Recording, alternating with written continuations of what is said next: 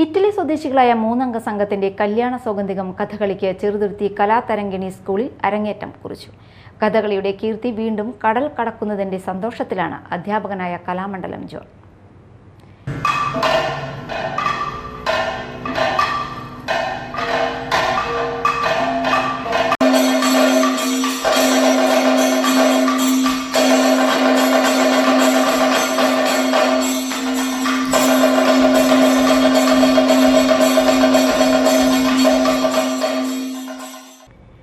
ഇറ്റലിയിലെ പ്രശസ്തമായ തിയേറ്ററിലെ 3 നടന്മാരായ Reuben മാനന്റി ഭീമനായും, ഹനുമാനായി അലസ്റ്റൻ draw റിഗോലെറ്റിയും, പാഞ്ചാലിയായി സീമൺ Norris എന്നിവരാണ് വേഷമിടുന്നത്.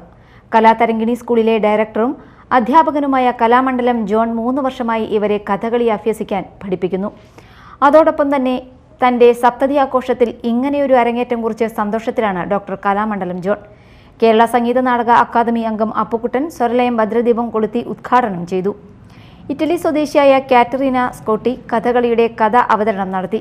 മേക്കപ്പിൽ കലാമണ്ഡലം അരവിന്ദനും, ചുട്ടിയിൽ കലാമണ്ഡലം സുകുമാരനും, കലാമണ്ഡലം രാജേഷും സൗന്ദര്യം തീർത്തപ്പോൾ അണിയറയിൽ രമേശും ഷാജിയും വസ്ത്രാലങ്കാരത്തിന് മികവ് തീർത്തു.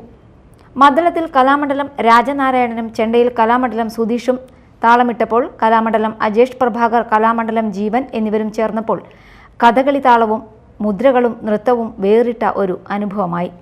Media time, Thrissur.